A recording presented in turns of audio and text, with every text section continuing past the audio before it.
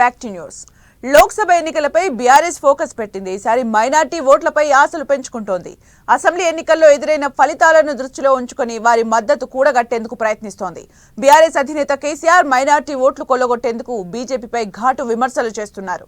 10 ఏళ్లు అధికారంలో ఉన్న బీఆర్ఎస్ కు మైనార్టీలు అండగా ఉన్నారు. ఇటీవల జరిగిన అసెంబ్లీ ఎన్నికల్లో మైనార్టీల మద్దతు పూర్తి స్థాయిలో కూడగట్టలేదనే అభిప్రాయానికి వచ్చింది. మైనార్టీలో ఎక్కువ శాతం కాంగ్రెస్ వైపు ఆసక్తి చూపడంతో రాష్ట్రంలో అధికారం దక్కిందని బీఆర్ఎస్ లో చర్చ జరుగుతోంది. పార్లమెంట్ ఎన్నికల్లో అయినా మైనార్టీల మద్దతు కూడగడితే పలు స్థానాల్లో విజయం దక్కించుకోవచ్చని గులాబీ పార్టీ పావులు కదుపుతోంది. హైదరాబాద్ మినహాయించి మైనార్టీలు ప్రభావితం చేసే మిగతా నియోజకవర్గాలపై ప్రత్యేకంగా ఫోకస్ పెట్టారు.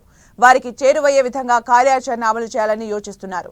ఇందులో భాగంగా కేసీఆర్ తన ప్రచారంలో కాంగ్రెస్ పార్టీని ఎండగడుతూనే మైనార్టీల అంశాలను ప్రస్తావిస్తున్నారు. కాంగ్రెస్ కు మైనార్టీలు దగ్గరైతే బీజేపీ గెలిచే ప్రమాదం ఉందని హెచ్చరిస్తున్నారు.